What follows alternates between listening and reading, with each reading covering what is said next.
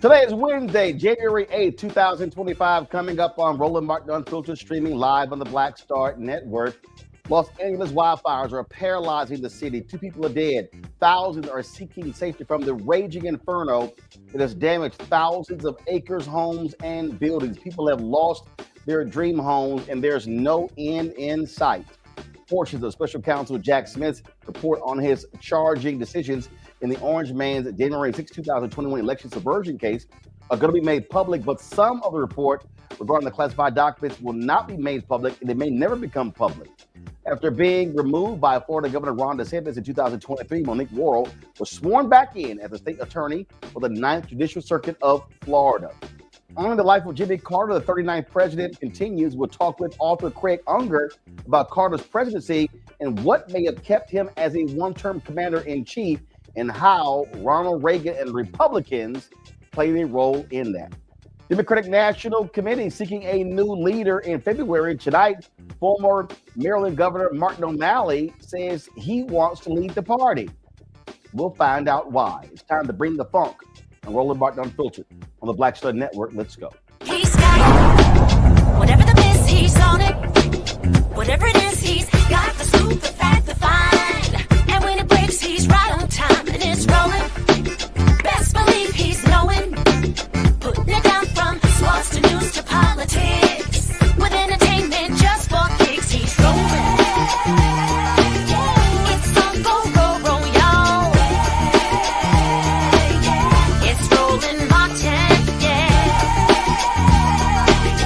Rolling with Roland now. He's funk, he's fresh, he's real, the best, you know he's Roland Martin now.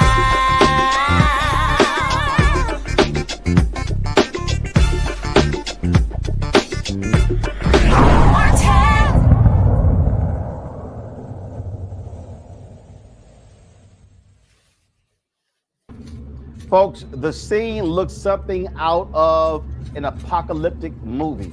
All across Los Angeles, especially the Pacific Palisades, raging fires are burning up ground, destroying homes, businesses. It is absolutely shocking and stunning to see the images of these fires that are taking place. Strong winds in Los Angeles are not helping the cause. It is causing a significant problem in Los Angeles, and so folks are trying to figure out when it is all going to end. They have gone through more than 1 million gallons of water trying to put the fires out. And again, when you look at a lot of these stories, people are trapped in their homes. You're talking about people who are seeing their dream homes go up in flames. Many of these multi-million-dollar homes in Malibu have been burned to the ground. People have lost nearly all of their belongings as a result of these fires. Just absolutely shocking. President Joe Biden held a news conference with Governor Gavin Newsom, where they talked about what all is being done to assist the folks there in Los Angeles as a result. And again, just absolute, total, and complete devastation. The news conference took place earlier with President Joe Biden. And again, folks there, they keep talking about containment. What do they do? What happens next when it comes to this fire? What do they do? That's the question that so many people are raising because, again, as these fires continue to burn, as they continue to rage, they don't know what is going to be next. They don't know what is going to happen next. And so it is just shocking and stunning to see this. And I mean, fire after fire.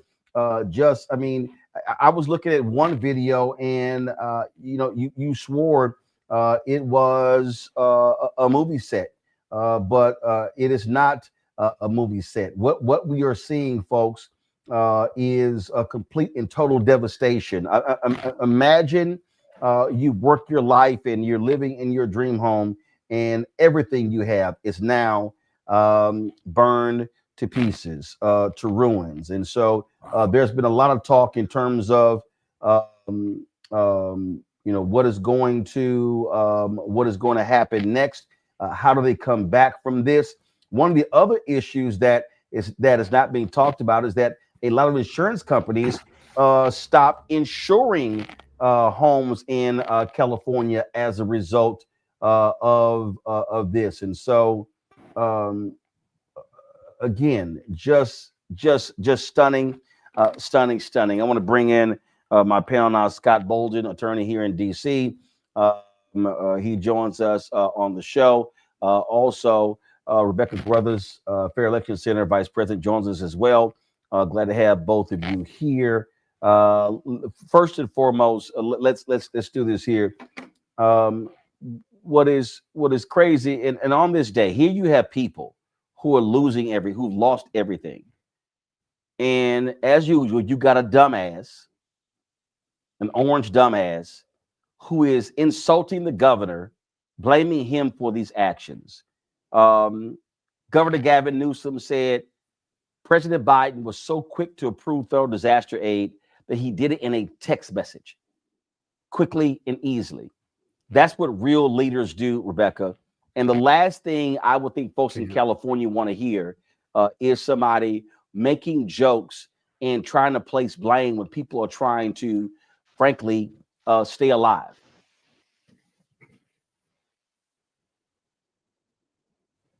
Rebecca, you on mute? Go ahead. It's not just multi-million-dollar areas in Southern California that's also impacted.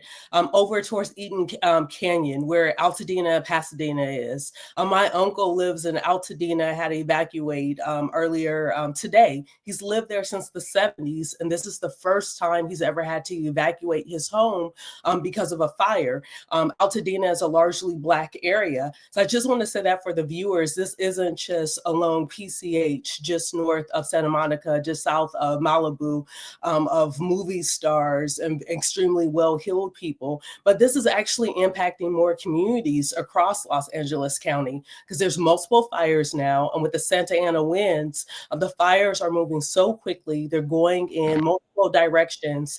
And just a couple of days ago, no one predicted that Altadena and Pasadena right now will be under evacuation. But to the incoming orange man that's going to be taking over on the White House, is very unfortunate that as disasters happen in this country, that we're going to have someone who's completely feckless, who doesn't have the ability to be mature enough to have true leadership, but instead is making jokes about renaming parts of North America. So, I am glad that President Biden is in the White House right now because there's certain federal resources that can start to move before January 20th. Scott, I've seen some folks talk about the need to call in firefighters from around the country, and that's actually happening. Different locales are sending firefighters to help there. But one of the issues they have there is water. I mean, the winds are blowing so hard, they simply cannot combat these winds, and that's what's driving these fires.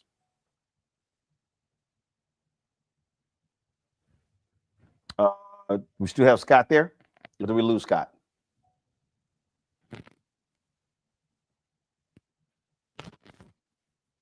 Guys, let me know if we still have Scott there. Okay, we lost Scott. Okay, so we lost Scott's message. So we're trying to get Scott back on the show.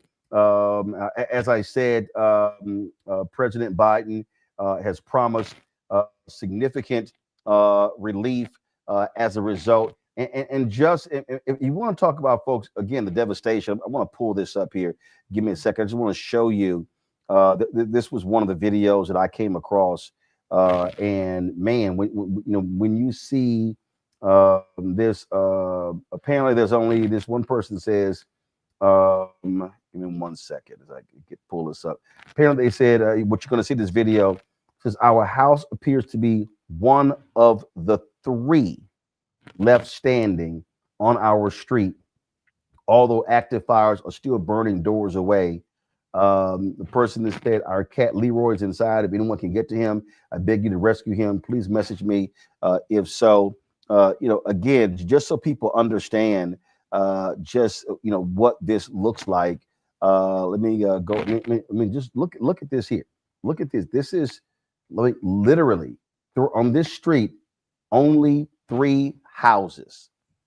Only 3. I mean, that is just unbelievable. Absolutely unbelievable to see this destruction.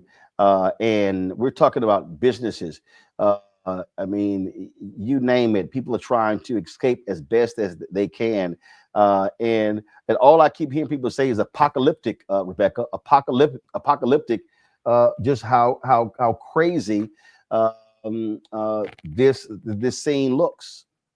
And to re-emphasize your point earlier, with the Santa Ana winds, the fire is moving so fast. Because like I mentioned earlier, a couple of days ago, no one knew that certain areas of Los Angeles County was going to be in the direct path of the fire. I think about my cousin Stacy, who's a hairstylist.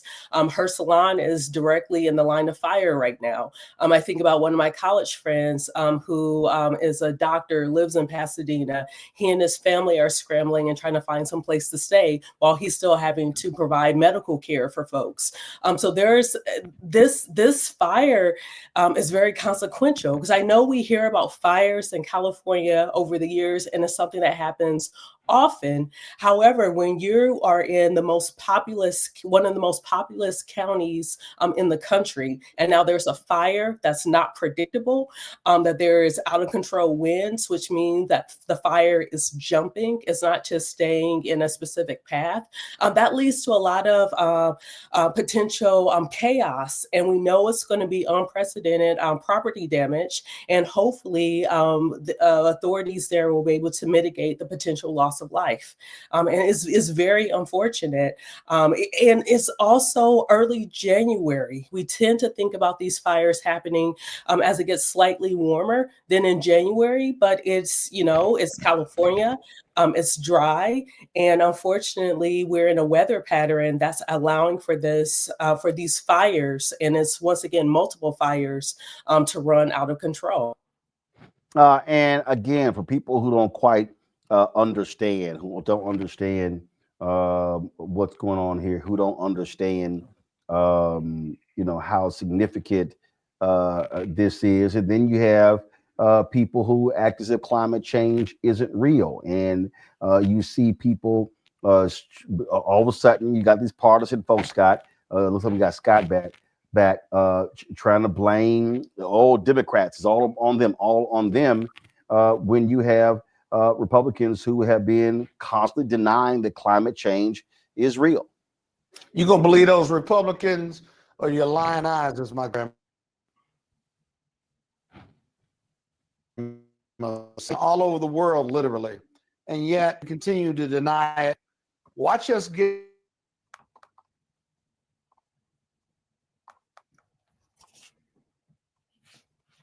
out of what we did before. And so it's really makes no sense whatsoever, because you can't deny the evidence of what's going on, and just very sad. We keep suffering from it, but we won't do anything about it, especially on the Republican leadership. Absolutely. So we will continue to monitor what happens there in Los Angeles. Also, Los Angeles Mayor Karen Bass is racing back to Los Angeles. She was actually in Ghana for the inauguration of their president when these fires broke out. She's been criticized by Democrats and Republicans for not being there, but she has been, of course, in constant communication with her staff, and she is actually on her way back and should be arriving in Los Angeles shortly. Folks, let's talk about what's happening here in D.C. U.S. Attorney General Merrick Garland intends to publicly release the portion of Special Counsel Jack Smith's charging decisions in the January 6, 2021 Trump's election subversion case. He says this is going to be made public. U.S. District Judge Eileen Cannon, who was appointed by Trump, who dismissed Trump's classified documents case, on Tuesday temporarily blocked the release of Smith's final report to prevent, quote, irreparable harm while the matter is considered by the 11th Circuit Court of Appeals. The reality is she had no jurisdiction. What the hell? Defense attorneys sought to block the release of Volume 2 of the report related to the classified document case, not Volume 1, which covers Trump's election interference case. So how do you make a sweeping decision covering both when you were only presiding over one of the cases? Judge Cannon's order referred only to the final report, not the 2 volumes within, suggesting that the entire report was blocked from release. Now, here's the deal. There are 2 other defendants in the classified documents case. Right. Garland, because those cases are still pending, Garland may not release the report. And guess what happens? That report may be completely buried and destroyed when Trump folks take over. One of the things floated, Scott, that I thought was pretty interesting. I saw this one post where somebody said, hey, the DOJ should drop the charges against the other 2 individuals and then completely release the report. Yeah, that's a great idea. But the other part that's problematic isn't just Cannon's ruling, but that the case isn't what we call ripe for review. The DOJ, at the time these lawsuits were filed or these motions were filed, DOJ hadn't said whether were going to release them or not, or how they were going to release them whatsoever. It's solely within the discretion of Merrick Garland, the AG. Now, Cannon's right to try to protect the co-defendants' rights, if you will, and her order to stay was very deferential to the 11th Circuit because she knows that they're going to probably reverse her. So it was a very temporary order that was going to last 3 days, no more than 3 days after whatever the 11th Circuit said.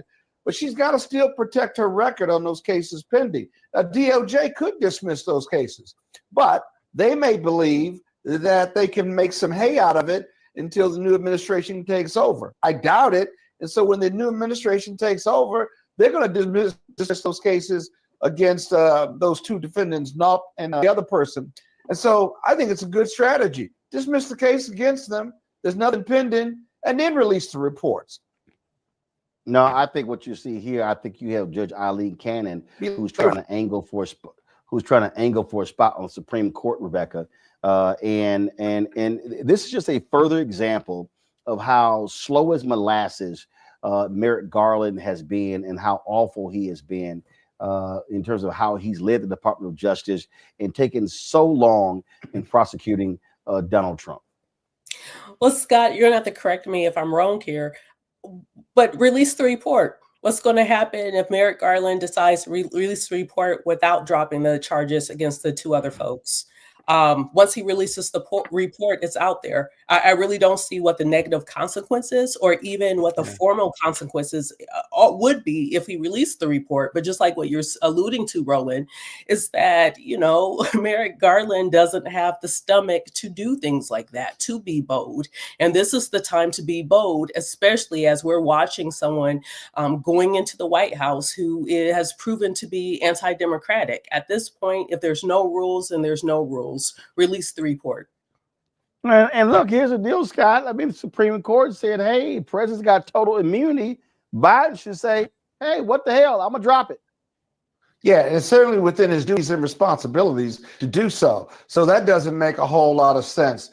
And so whether he dismisses them or not, DOJ is not going to release the report while an Article 3 judge in court has issued an inappropriate ruling. Even if we disagree with it, they're going to wait on the 11th Circuit. But I just read a report where Merrick Garland said, I'm going to release the January 6th portion of the report.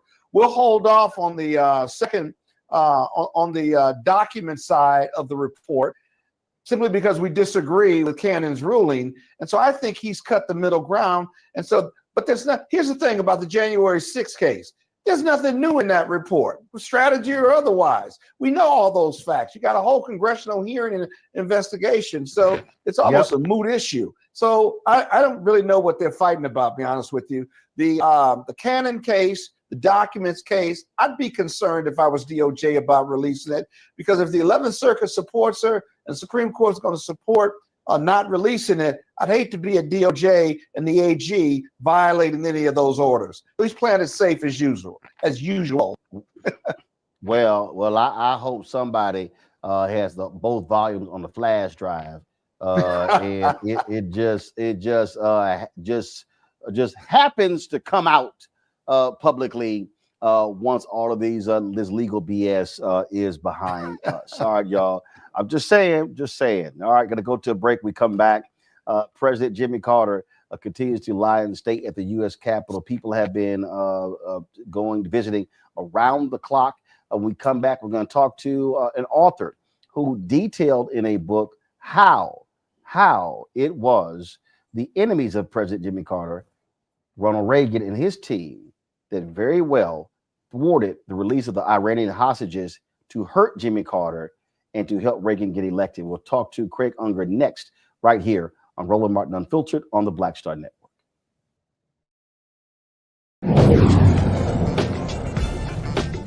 Now streaming on the Black Star Network.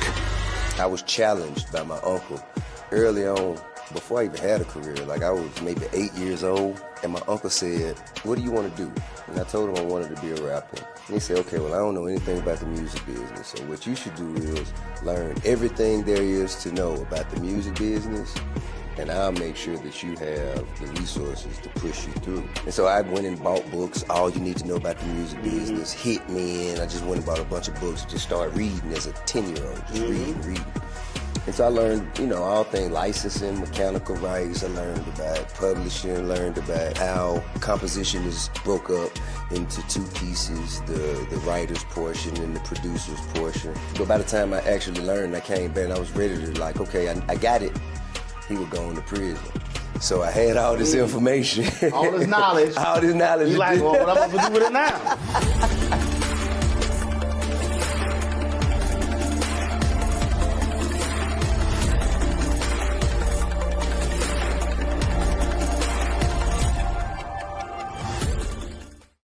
Hi, I'm Isaac Hayes III, founder and CEO of Fanbase. Fanbase is a free-to-download, free-to-use, next-generation social media platform that allows anyone to have followers and subscribers on the same page. Fanbase was built through investment dollars from equity crowdfunding from the Jobs Act. People just like you help build Fanbase, and we're looking for more people to help build Fanbase. We are currently raising $17 million in a Regulation A crowdfund on Start Engine. We've already crossed $2.1 million, but we're looking to raise more capital from people just like you that deserve the opportunity to invest in early stage startups without having to be accredited investors. So right now, I'd like you to go to startengine.com/fanbase and invest. The minimum to invest is $399. That gets you 60 shares of stock in Fanbase right now, today. And then use Fanbase to connect with friends, grow your audience, and be you without limits.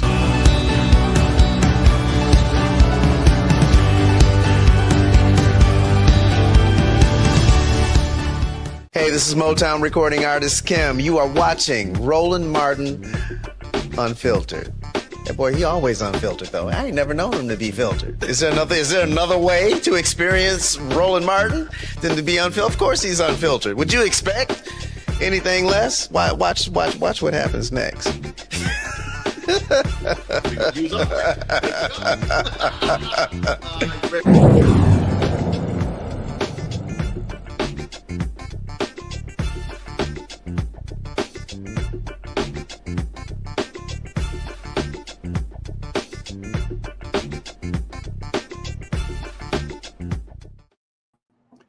This week, the nations continue to say farewell to the 39th President of the United States, Jimmy Carter. Carter, who served one term, has some, of course, continues to lie in state at the U.S. Capitol. Folks have been paying their respects around the clock at the U.S. Capitol as a result, of course, lying in state. And it has been quite moving to actually see folks here in D.C. It was, it's, in the single digits. 4 o'clock in the morning, people standing in line waiting to pay their respects to President Jimmy Carter. One of the most lasting impressions, obviously, of Jimmy Carter's presidency was a 1979 Iran hostage situation where 50 Americans were held captive in Tehran by Iranian revolutionary forces. That played a huge role. People also forget That was the attempted rescue that also failed. And for so long, many people speculated that Ronald Reagan's folks played a role in this, and a lot of people denied it. But Craig Unger has a book called Den of Spies, Reagan, Carter, and the Secret History of the Treason that Stole the White House. He details in that book exactly what took place. This was a lot of years of reporting on this particular book, and it lays out very clearly how the Reagan team did all they could to stop those hostages from coming home. And if you remember, moments after Reagan was sworn in as president, the hostages were released. Craig Unger joins us right now. Craig, glad to have you here on the show. First and foremost, Craig, you've been very critical on social media on how so many of these mainstream media folks who have been doing these retrospectives on the Carter presidency just refuse to talk about this reality of what Reagan and his people did. Well, first, thanks for having me, Roland. But yes, you're absolutely right. I think it's a terrible disservice to Jimmy Carter's legacy not to recognize what really happened. To most Americans, he went out not having brought home the hostages, and his presidency was seen as sort of a weakling who allowed America to be humiliated by Iran. In fact, something very, very different was taking place. And in a lot of ways, I see it as a prequel to the Trump era. And what the Republicans were really doing was they were sabotage. They were involved in a treasonous covert operation with Iran. They were not. Ronald Reagan was not in the government. He was running for the president, and his campaign manager, Bill Casey, was running a very elaborate covert operation. This is a real spy thriller stuff. And it took me more than 3 decades to unravel it. But he had a secret intelligence network. He was making a secret deal with Iran in which, as unelected private citizens, they were sending weapons to Iran, then a hostile foreign power. That's why it's treason. You're not supposed to give aid and comfort to the enemy. And in return for that, what they wanted and got, they wanted Iran not to return the hostages, to keep them there until after the election, because that way Jimmy Carter would win the election. Last year, the New York Times did a story by Peter Baker that said this here, a 4-decade secret one-man story of sabotaging Carter's re-election. He's talking about Ben Barnes, who was the youngest Speaker of the House in Texas. Story comes out and you were like, hello, we've detailed this. And he admits the role that he played traveling with John Connally to the Middle East, where this was the issue. And he said the public needed to know. But your book really goes into all of the minutia and the details. And for folks who just have no clue, and I mean, look, I was 79, I was 11 years old. I remember that hostage crisis. I mean, 400 plus days. That's related to the creation of Nightline on ABC. But people really don't understand how crippling this was. We're talking about more than a year. The Carter presidency. Here you are in your last year. You're running for re-election, and they were paralyzed by what was happening in Iran.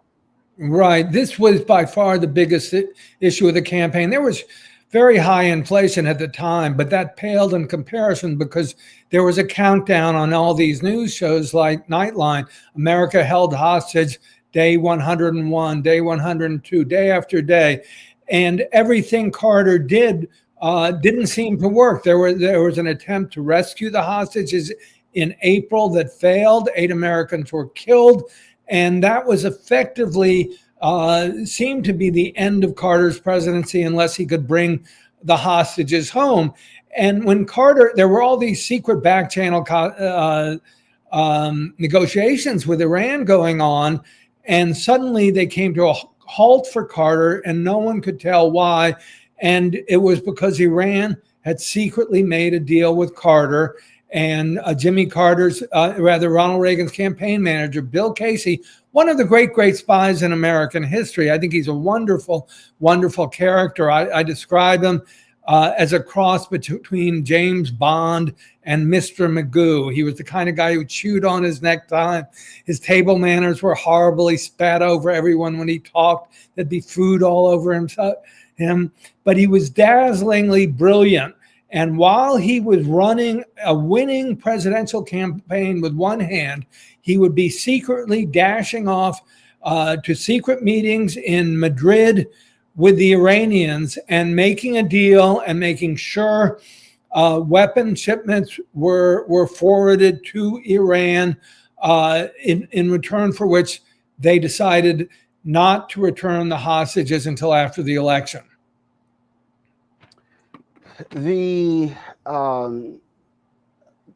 As I said earlier, we talked about being paralyzed. This was every single day. And for people who are not alive, I mean, this was essentially a real life movie. I guess the movie with Denzel Washington, The Siege. This was a real life movie that was playing out every single day for 444 days. Then, of course, you had the attempted hostage rescue effort that totally imploded when the helicopters got destroyed, and all of that played into this narrative of a Jimmy Carter who was a bumbling, stumbling president, and then it was he couldn't even get the hostages home. And then, as your book lays out, he did everything he could, but Reagan and his team, they used that against this man. And there's no doubt, many people believe, that if he was able to bring those hostages home, he could have survived that and gotten reelected. Right. Some of the polls showed them neck and neck in the middle of October. And it certainly was the one issue that seemed to unite the country. There were pop songs like Tie a Yellow Ribbon Around the Old Oak Tree. There were ticker tape parades when they finally returned. And in fact, the whole conspiracy should have been obvious to all Americans on the day of Ronald Reagan's inauguration, because Carter had made the deal with Iran to return them, and during his own administration, and they kept waiting as the days ticked by towards Reagan's inauguration. Finally, it came to Inauguration Day. It looked like they were going to be released before noon when Reagan was inaugurated. Carter was waiting anxiously towards noon. And it was not until Reagan stepped up to the podium and took the oath of office that the planes in Iran actually took off from the runway to return towards the United States. I don't know if you're familiar with the satirical magazine, The Onion, but they did a book looking back on the 20th century. And for this day, they put together a mock-up of a New York Times headline saying, Ronald Reagan inaugurated, urges America not to put two and two together. Just unbelievable. And again, very few of these stories want to talk about it. What started you on this road? Well, what started me, there was an op-ed piece in the New York Times by Gary Sick, who had been on Jimmy Carter's National Security Council, and he was an Iran specialist. He's been a scholar at Columbia University since the Carter administration, and he started putting things together, and he wrote an enormously compelling op-ed piece, and that's what got me started on it. What I found, and I started off doing a big 10,000 word piece for Esquire magazine. What I found, though, was, I've been a journalist for more than 50 years. And when I started out, there were big stories that really shaped me as a journalist. Watergate, the Pentagon Papers, the My Lai massacre. Those were stories through which one journalist could change the national conversation and even the course of history. And we remember them 50 years later. And it seemed to me the October surprise was a story like that. But when I was hired by Newsweek to investigate it, I saw things did an abrupt U-turn, and suddenly gathering news was not all about getting the truth. And it was the first time, we're in the Trump era when there's a war on truth. For me, this is when it started in 1991 when I was investigating for the October surprise. And suddenly you started to see all sorts of stories unreporting it, saying, well, all your sources are arms dealers, so you can't trust them. And there was all sorts of disinformation spread, and the entire story was killed, essentially. And congressional investigation was essentially a whitewash. I was sued by Reagan's national security advisor, Bud McFarlane. So I was tied up in court for 5 years.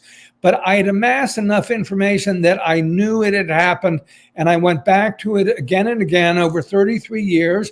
I went to Israel to investigate it. I finally got into Iran. I finally got an interview with President Abul Hassan Bani Sadr, who had been president of Iran during the hostage crisis.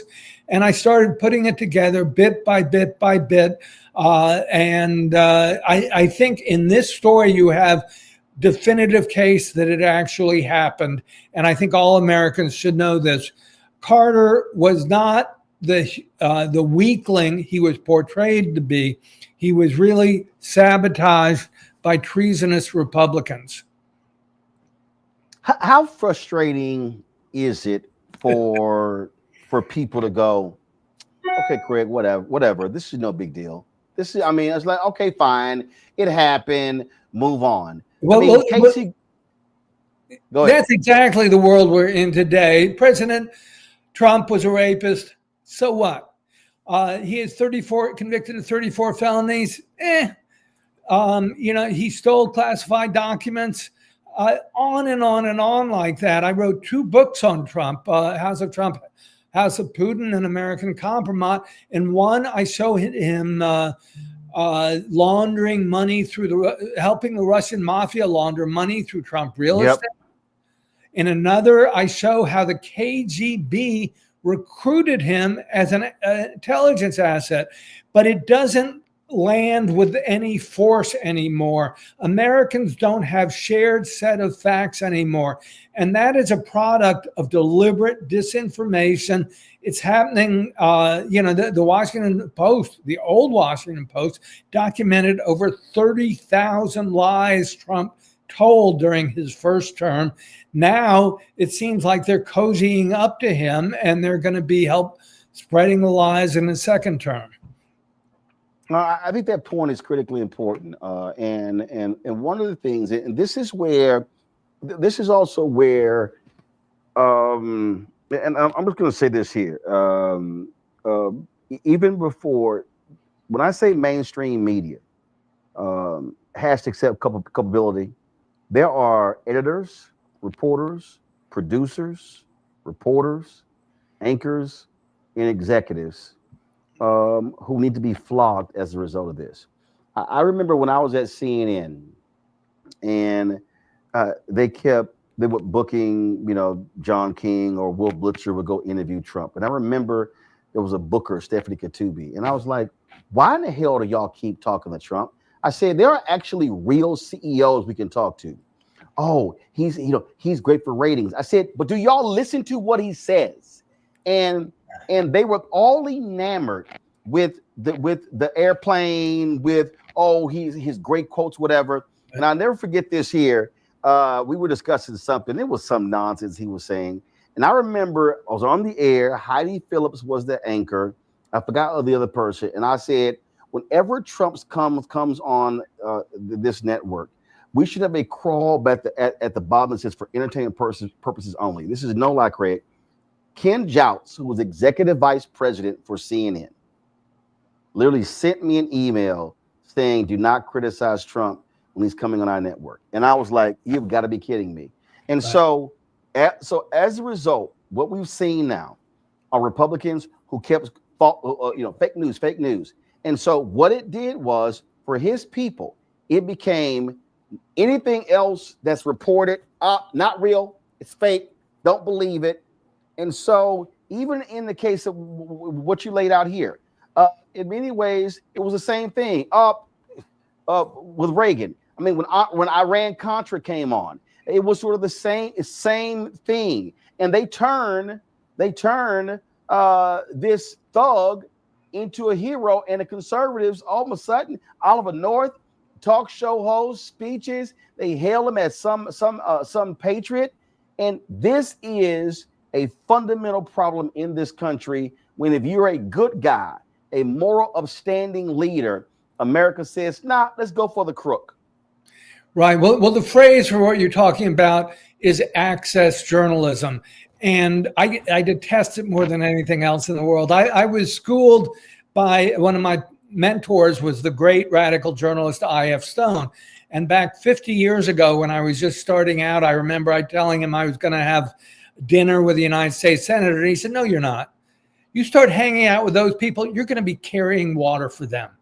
You got to develop sources who are mid-level, who know what's going on. You have to read the documents. And what happened with the October surprise is I saw access journalism rear its ugly head for the first time. I was at Newsweek, you understand, which was owned at the time by the Washington Post, which had a glorious reputation thanks to Watergate, and was still owned by Katharine Graham and so forth. But by the time of 1990, the time I got on it, they had started cozying up. They had been cozying up to the Reagan administration. They had been, Katharine Graham had become close to Bill Casey, who was Reagan's campaign manager and later became head of the CIA. And that was exactly the problem. One of my editors had been vetted for his job at Newsweek. He owed his job to Bill Casey, who had been head of the CIA, who ran the Reagan administration, and most importantly, was the target of this investigation. So no one dared write stuff that was critical of them. And I think a lot of journalists, sadly, valued rubbing shoulders with the most powerful people in the world and getting access to them much more than getting the truth. Rebecca, question for Craig Unger. Thank you. Thank you so much, Craig. As I was listening to you talk about what happened towards the end of the Carter administration and thinking along the lines of the continuing conversation that both you and Roland had about the role that the mainstream media plays and how treasonous acts are viewed, how they're recorded, even how history largely looks upon it.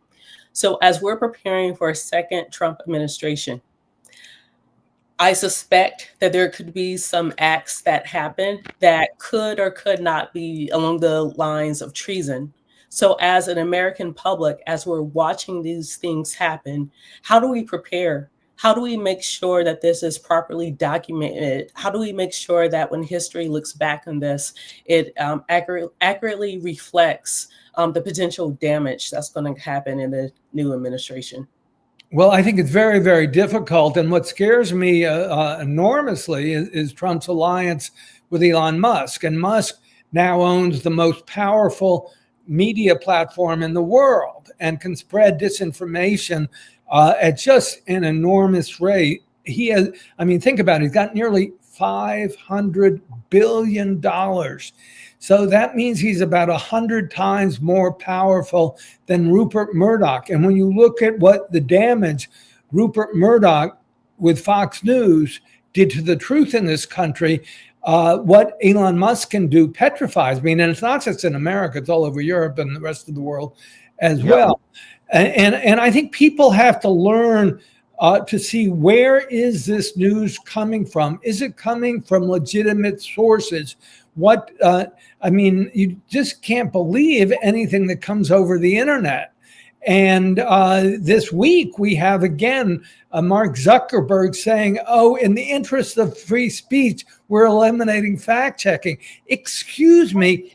I hire, at my own expense, I hire fact checkers for all my books because I care about the truth.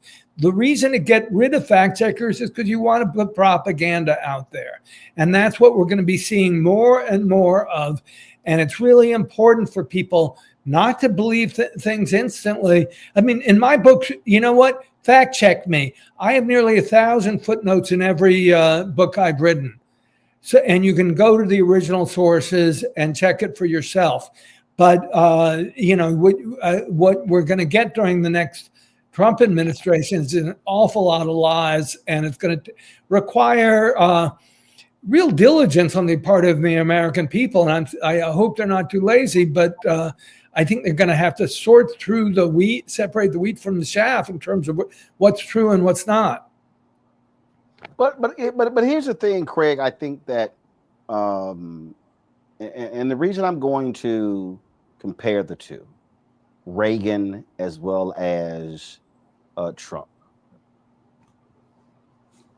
Listen, I wasn't a reporter then, but the sense that I got, and I think the sense is still there. Okay, you know what? Carter's boring. Oh, he carries his own bag. He's boring. Reagan comes in and it's glitz. His happy days are here again. Yeah. And that was sort of the same attitude that they had about Biden.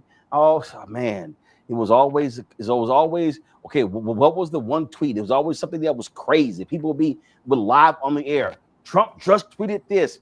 And so what has happened, I believe, and again, I'm looking at what you reported on and going from Carter to Reagan, those 8 years, and now, is that we have created this notion of a celebrity president. Now we've taken this thing even more so to where it's just a daily television show. It's a game. And yeah, folks don't care about the truth. They don't care. Oh, this person could just lie with reckless abandon. And you got Democrats who are trying to be truth tellers. You got Democrats who release their taxes and release their medical reports. And he's like, I'm not going to do it. Sorry. Or, yeah, I'll think about it. And they just fully accept it. And the problem, I think, on the tech side, there used to be a time when you were so rich, you had FU money. I mean, the reality is Jeff Bezos has FU money, but he's literally scared to death of Trump. Mark Zuckerberg has FU money, but he is scared to death. And so, damn, how bad is it when you got 100 billion and you still act like a whiny bitch? Well, absolutely. I mean, I'm reading about Nazi Germany in the 30s and how the rise of Hitler, and you saw the association as Nazism grew. A lot of the big corporations sided with him, and they thought, "Oh, he'll never go that far." And that's happening again with Mark Zuckerberg and Jeff Bezos and Amazon. I mean, it's very, very scary. I thought that, the Washington Post did an excellent job during Carter's first term on them. Their motto was "Democracy dies in darkness." They documented lie after lie, and I stopped paying attention after it got over 30,000. But now they should change their motto to "Democracy dies in darkness," and we're turning off the lights. They just let go a cartoonist who tried to do a very good editorial cartoon, but they refused to run it again. She had been working for them for many, many years and quit. And I think this is a very scary time for the press. I also think the old legacy media is dying. And you have people like Joe Rogan who can get 40 million viewers for one YouTube show if he's got Trump on it. And that dwarfs the old legacy media, which is fading. So it's very, very hard to make sure that people get the truth. And I wish I had a magic sauce for penetrating that, but I don't. Well, I think what has to happen is there has to be an absolute focus on truth. and it's called not giving a damn who you piss off. Absolutely. That's the bottom line. And guess what? There are a lot of other rich folks in this country, and hopefully you've got folks who care enough about media, who understand the importance of legacy media. Because here's the thing that I keep trying to explain to people. All of these folks who talk about new media. Guess what? They all are built on reading the stories of old media.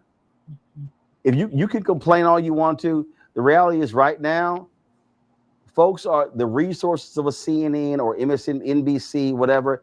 That's how they're able to cover the fires. All these major stories.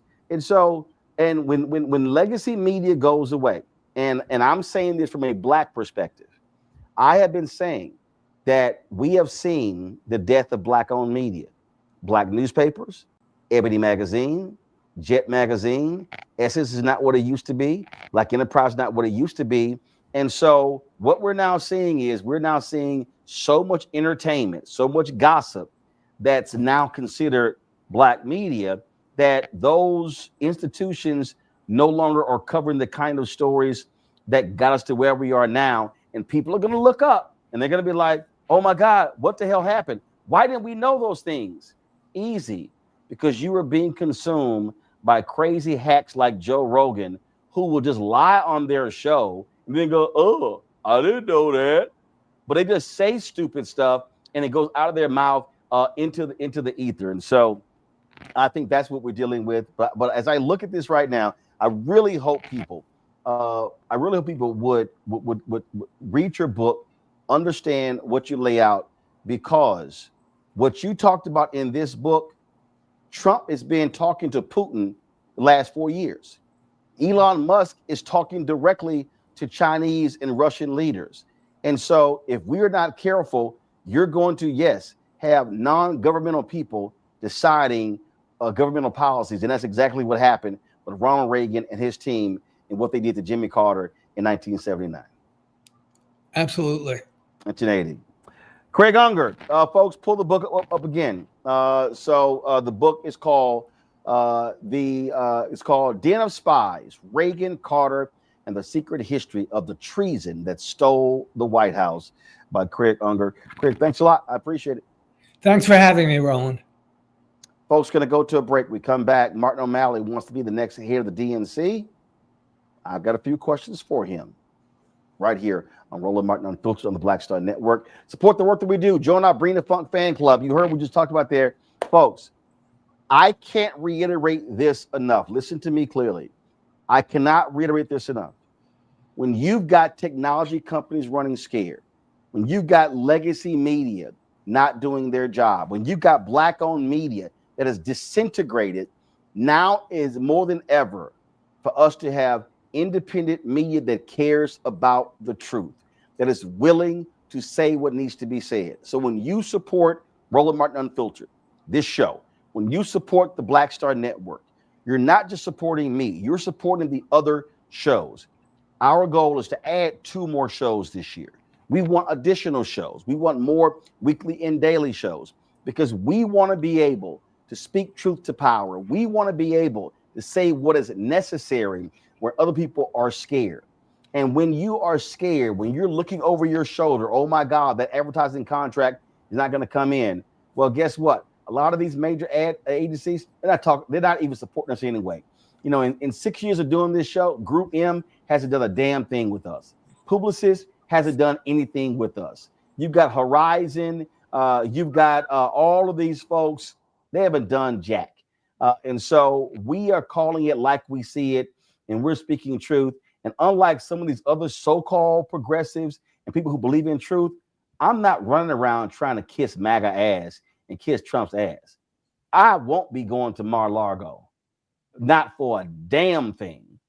And so this is about us being able to speak truth. So when you support this show and this network with your resources, that is exactly what is happening, because we are trying to build something that is bigger and broader, and actually it has the courage to say what needs to be said, even when it makes other folk uncomfortable.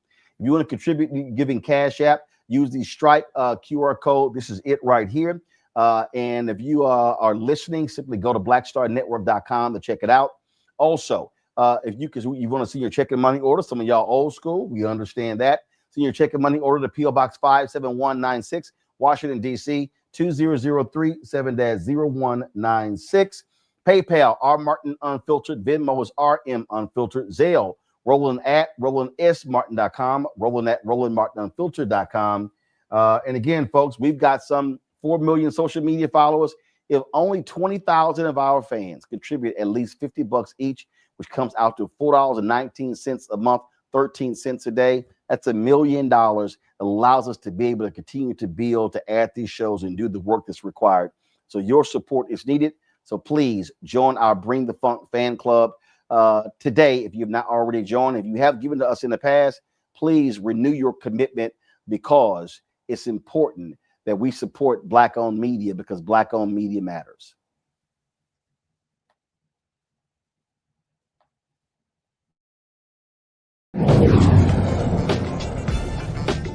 Coming soon to the Black Star Network. But y'all, when you're on that stage, or when you're and you're seeing 2 and 3 or 4 generations in the audience, that's got to speak to you about the power of what y'all have become. Oh, most definitely. I think we were doing our show before our tour, before our break, and remember, I was watching this kid. I could not take my eyes off him because he was about 9 or so. He was sitting in the front row with his, over on the right hand side. Yes. I was amazed that this kid knew everything, and I was like tripping to see how many songs this kid actually knew. And he knew them all. And he knew them all. We had to go over there and bring him on stage and take a picture with him, at the end of the show and stuff, because it was just that amazing. It's like, this is crazy. The music travels everywhere, like what Philip was saying, seeing this young kid. Then you hear our songs on commercials, cold commercials. Then you have the younger ones that hear our music in animation.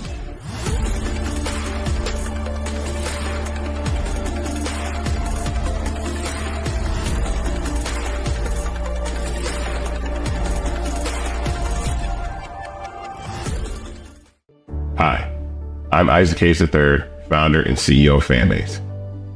Fanbase is a free to download, free to use, next generation social media platform that allows anyone to have followers and subscribers on the same page. Fanbase was built through investment dollars from equity crowdfunding from the Jobs Act.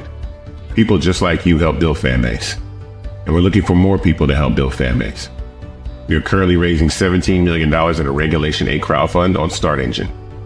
We've already crossed $2.1 million, but we're looking to raise more capital from people just like you that deserve the opportunity to invest in early stage startups without having to be accredited investors. So right now, I'd like you to go to startengine.com/fanbase and invest. The minimum to invest is $399. That gets you 60 shares of stock in Fanbase right now, today. And then use Fanbase to connect with friends, grow your audience, and be you without limits.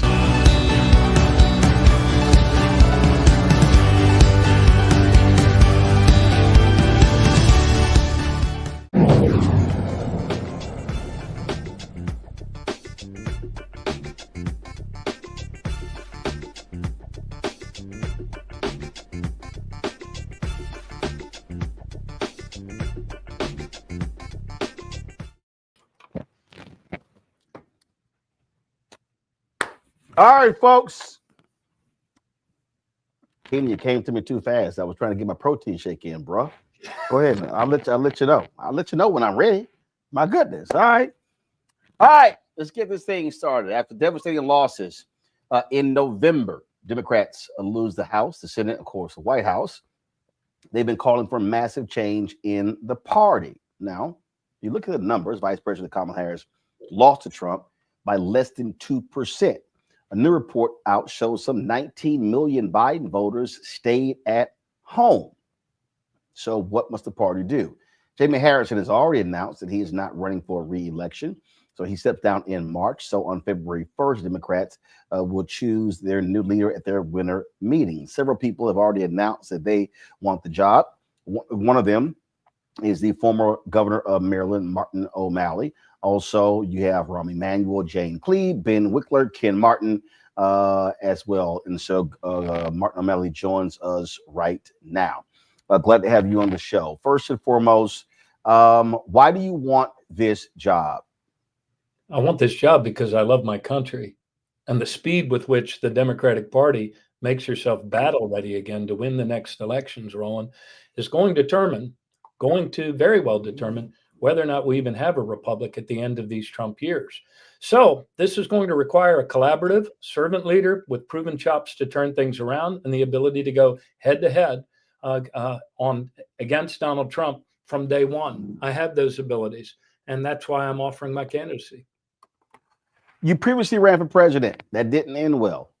And yeah, you say you have. I'm sorry about that. I'm just. I remember. I remember these things. It wasn't for lack of trying. You say you have the abilities, but what the party requires are a number of things. You have people who are disgruntled, people who are angry, who are frustrated. Folks have given up. They're despondent, and so how do you fire them up? How do you get their attention? How do you say that there are greener pastures on the other side of this darkness we now are going to be dealing with come January 20th? Yeah, I don't know any way to sidestep around it. There is no magic wand. The only thing I do know is this. I've talked to about 200 or more members of the DNC, and each conversation has been a little bit like grief counseling. However, one of the themes that continues to emerge is that we need to make changes in order to win. We need a greater amount of openness, transparency. We need greater participation. We need people to be asked for their ideas instead of just to be a rubber stamp. And so, I mean, it's 100 different ways. You know, recently, President Biden asked me to go to Social Security, the most demoralized, overworked agency and the largest domestic program in America, and to turn it around. I had no magic wand, but I went out and I listened, barnstormed every regional headquarters, brought in ideas from the people that are on the front lines actually doing the work. If you want to know how to turn around a big organization and its mission, you listen to the people that have already been there doing the work. I've put out a platform. The first thing we put out was about diversity and inclusion, setting goals so that we can diversify our vendor and consultant pools, who most people believe greatly let us down and let down the vice president in this last election. So there's 100 different things we need to do, but all of those things require new leadership, somebody that's willing to do the dispassionate deep dive. I'm not going to call it an autopsy. Nobody's died here. It's an after action so that we can learn about the things we did well, the places we fell short, and why. And we also have to get back in the business of directly registering voters. You know, Roland, you hear people offering themselves in this race saying, we need to re-engage, we need to rebuild or reconnect.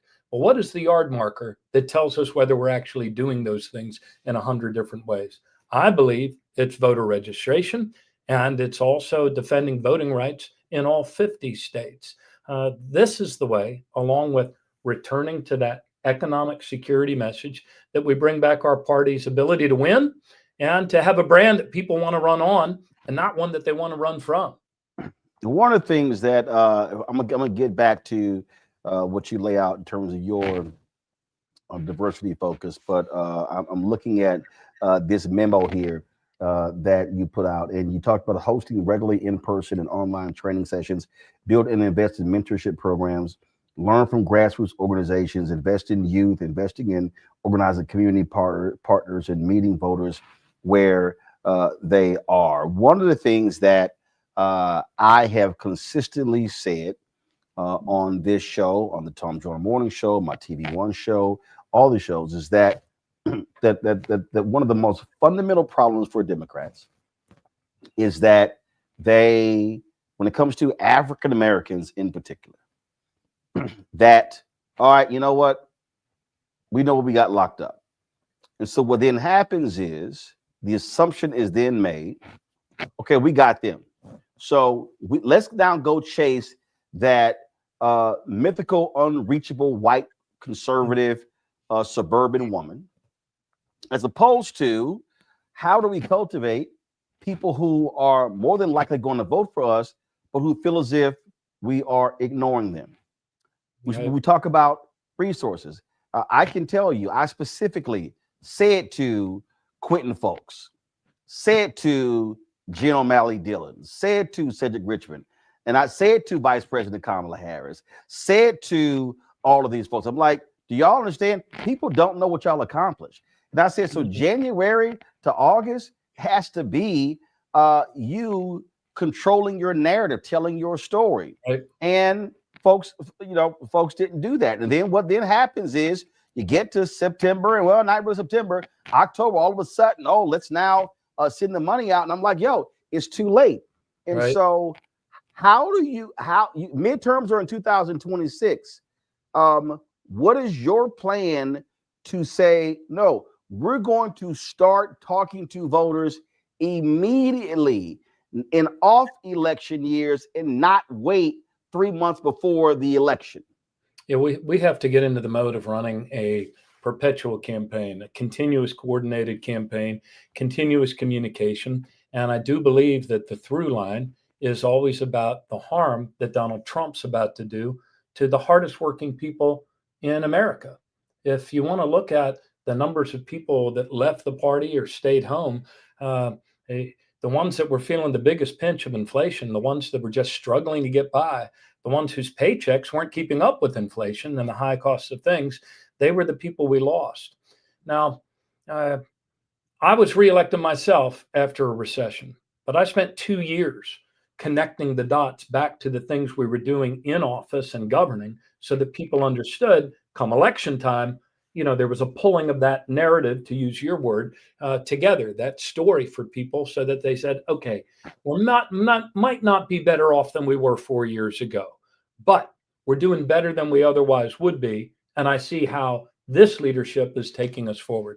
We were not able to do that for whatever reason in this last election leading up to it. And we certainly didn't have enough time to all of a sudden cram it into the last month. So we're going to have to now, as the party in opposition, have to connect those dots back from every harmful decision Donald Trump makes needs to come back to the kitchen table. This is how it hurts you. But we, the Democratic Party, are going to fight against it because we have your back. Rinse and repeat, rinse and repeat, rinse and repeat. And do that in so-called non-traditional media. Though I have adult children, they keep saying, why do people call it non-traditional media? This is how everybody gets their news now. We were putting way too much, it would seem to me, from talking to people that were engaged in the campaign. And again, I was turning around Social Security. I was hatched. I wasn't involved in the campaign. But it seems like, man, we spent a lot of money on cable TV, and we were not not just the campaign. You had Future Forward PAC. 70% of their money was spent on broadcast ads, which was stupid. And I can tell you, and part of the thing for me, what the next DNC leader has to do is that, first of all, the average person out there doesn't even remotely understand all of these different entities. You got the Democratic National Committee, you've got Senate Majority PAC, House Majority PAC, you had Future Forward PAC, you had America Century 21st Bridge, whatever the hell that PAC. Then you've got DCCC, DSCC, DCCC, Democratic Government Association, and and one of the things that I fundamentally believe has to happen is there has to be a come to Jesus meeting with all of these entities, where one says, when are you going to get your heads out of your asses? And what I mean by that is, and I can tell you, as a Black-owned media company, the leaders of Future Forward, I emailed them directly multiple times, never even got a response, not even a courtesy response. When I look at $600 million from the Harris campaign that went through four agencies, some of them that were started in 2021 and 2023, And when folk like Cliff Franklin would fuse out of St. Louis, or Terrell Whitley out of Liquid Soul, or Carol H. Williams out of Oakland, these firms that have done this business could not even get into the door, who understand not only how to talk to Black folk, but how to talk to everybody. And to me, that the Democratic Party is going to have to confront where you have mostly white folks in the party making money, and Black people and Latinos operating as the sharecroppers, roughly tilling the soil and trying to save the party. And that is a major issue, because that speaks to who you hire, who you're polling, who you're talking to, and how do you reach those folk on the ground, as opposed to having the same losers giving the same advice that hasn't worked. Yep, I couldn't agree with you more. You know, one of the people that's come on to help in my campaign and will be chairing my transition is Marcia Fudge, and also helping me is Benny Thompson and also Emmanuel Cleaver. And one of the things that former Secretary Fudge said to me, be careful, because when you're talking about the things that we didn't do well in the campaign, you know, a lot of that was not on the DNC. A lot of that were decisions that were made by the campaign. And we tend to conflate both of those. And honestly, the Democratic Party brand and the DNC ultimately has to own our successes and our failures. But we have to meet people where they are, and we have to do it through trusted voices and people that understand and have the competencies to meet people where they're at and to tell the stories in ways that are compelling and that move voters, whether to vote or, you know, whether to change their vote from the last time, or whether to just get up and go out and vote. I was mayor of Baltimore. I was governor of Maryland, and we always acted according to the truth that our diversity is our strength. We accomplished some pretty important things for all of the people of our diverse state, and we did it by working together. We had one of the largest minority business development goals of any city in America, and I was the first mayor to exceed it, and we did better. All of us did better when we had a more inclusive ecosystem, more inclusive economy. Same with our state. So I have seen firsthand how our diversity makes us stronger, and that's what I'm going to do as chair of this party.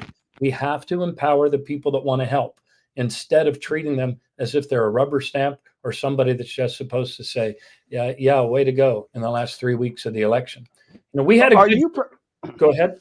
No, go ahead. I talked to one senior Democrat, and she said, you know, we had a great ground game, if you want to call ground game, talking to millions of people knocking on their doors for the last 4 weeks.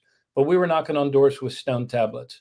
The other guys were already inside those doors, communicating with people on over the internet, on podcasts, on the other stations that they choose to listen to get their news.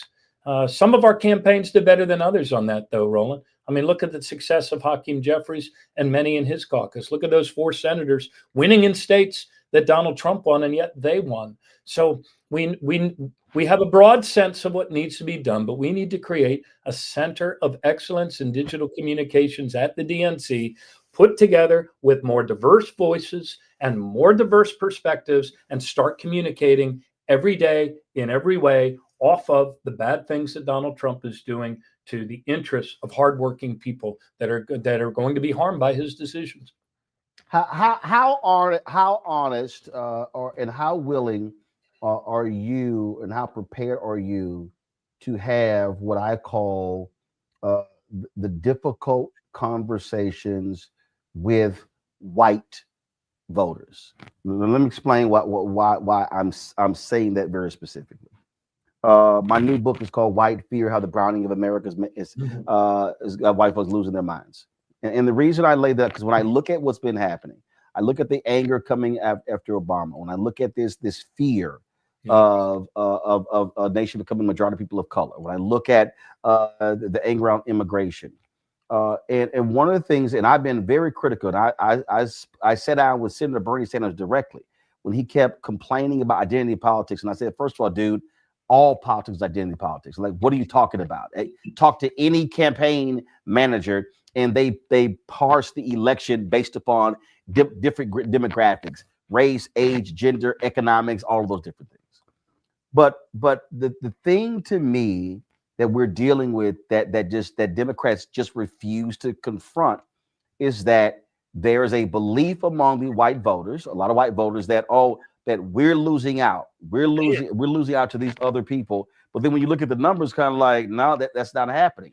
And I think this is a huge, huge thing here, that Democrats have to be willing to go into the whitest, reddest, brokest, sickest places and look these white voters in the eye and say, I'm going to need you to explain to me why in the hell you keep voting for that Republican, but your education sucks and your health care sucks and your economy and your wages sucks and your job sucks, all these different things. And I think Democrats they like to play on nice, wonderful ground. And I'm like, no. You got to be able to go look them in the eye and challenge them, and also challenge their view of white culture. Because I think in many cases, they're voting for culture.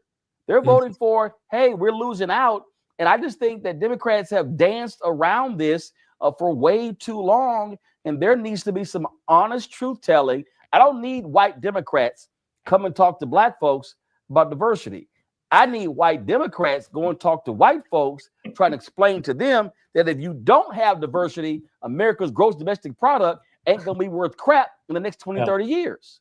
Yeah. Man, there's so much going through my head.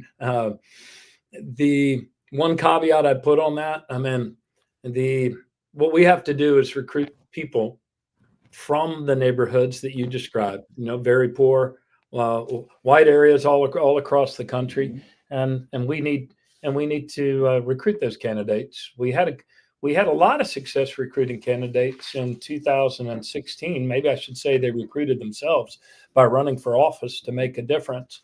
But I could not agree with you more about the tough conversations. But those tough conversations need to be had among and with people, with people that are like them, that understand the place that they call home and where they grew up. And I think we have the opportunity to recruit those candidates. I have frequently found myself talking to Democratic groups about the politics of fear. And this was true in Trump's first election. True story, Roland. I used to go out. I campaigned in 30 states for Hillary Clinton as a surrogate, and then continued to go out there for the next 2 years with my own leadership pack called Win Back Your State. And I found at first that 90% of my remarks were all about Donald Trump and his scary brand of politics. By the end, it was only 10% about Trump and was 90% about us. There is a terrible fear gripping this country. When you can have record low unemployment and all-time high levels of white male suicide, there's clearly something going on in the psyche of a lot of people in America. I was on a trip. But that has to be said. It has to be literally said. White men are killing themselves, and we must confront it. I just think a lot of times we love saying black, we love saying Latino, we love saying that, but we don't actually want to single it out. White men, let's talk about y'all. Oh, that's the despondency. That's one way to talk about the despondency was the way Donald Trump's latest vice president talked about it with hillbilly elegy, that they were all victims. Now, white people can act very strangely whenever they think they're about to become a minority in their neighborhood, in their kid's school, in their city. That's a fact, Jack. That's a legacy from a cruel and brutal history of hundreds of years of slavery. I would have thought we would have been further through this by now, but this Donald Trump experience with our democracy has been a big gut check, a big helping, a big portion of humble pie. So we do need to confront it. We have become a country that is so afraid of tomorrow that we'd even vote for a horrible person like Donald Trump if we thought we could slow it down. And here's the reality. Mm-hmm. And here's the reality, Martin. This is the reality, and this is history. Every juncture in American history, when Black people fought for civil and economic rights, the quality of life of poor white people went up. Yeah. You know, one of my favorite from end of slavery to present day. One of my favorite Americans is Maryland's own Frederick Douglass. And up at Social Security, we have his fierce face and the fierce quote that greeted all of us as we went forth. And it said, "We are one, our cause is one, and we must help each other if we are to succeed." The truth of the matter is that all of the great thrusts, all of the great movements in American history that lifted up the whole population, the whole economy, were driven by a cry for justice, a cry for America to make real the promise of liberty and justice for all. So I'm going to go. Rebecca Carruthers has a question before the other quote that I think that has to be a resounding part. If you are elected, what Frederick Douglass also said when he said, "Agitate, agitate, agitate. Power concedes nothing without a demand, never have and never will." Rebecca. Thank you so much for being here tonight, Governor. Sure. This race is definitely is going to be a tough race. I know some of the other folks who are in the race. I've worked in over 30 states doing political work, did a lot of stuff within the party. So I don't envy what you have ahead. And if you were to win, I don't envy that either. I'm going to be quite frank. Thank you. I kind of have a complex question for you, in part because I've been a campaign manager and I've done work in every corner of this country. So we've talked about the 50-state strategy. Howard Dean wasn't the first to talk about it, but I also I've heard some clips of you talking about a 50-state strategy. I want to hear you talk about that more, what it actually means to you. But before you get to what you would do, another question that I have for you is, I understand the Democratic Party donors, and having run campaigns, I understand the need to tell some of them no, because unfortunately they prop up some of the members of the consulting class that would undermine a 50-state strategy. So the first part of the question is, how would you tell certain donors no when you need to tell them no? And then I want you to talk more about your 50-state strategy. Sure. When I'm the only one of the candidates in this race that's actually been an elected executive. I was mayor of Baltimore. I was governor of Maryland through a recession. And when you're an executive, you learn how to say no. And you learn how to say it very often and over again to people who sometimes are, notwithstanding how wealthy they are asking you for crazy things that you just can't do because it's not for the good of the mission, not for the good of the state, and doesn't serve the best interests of the city. So I'm the only one that, has served again and again and been elected to be able to say no. Let me talk about what we now call the 57 state and territory strategy. Many people have said to me on the phone that this is a time for rebuilding. This is a time for new leadership from outside of the DNC, as it was when Howard Dean was there, or maybe before with Ron Brown. So this is a time what that means to me is that we have to build up the capacity of our state parties. We have to get our state parties, where allowable, back into the business of directly registering voters.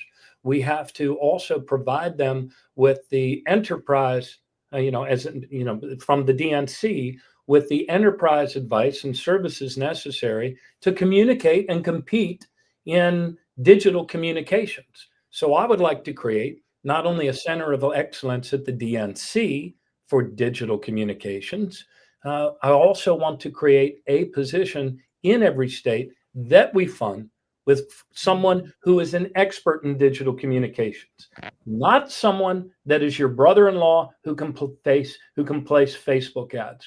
I'm talking about upping our game and the connectivity with the digitals, with the best. And there are a lot of smart people in our party. They just haven't wanted to be heard at the table. We need to lift them up, create that center of excellence, and create in the 57 states and territories those experts that can run with the ball and help our candidates more effectively communicate all the way through the year and help our parties do that. We also need to get hard money to our parties so that they can register people to vote.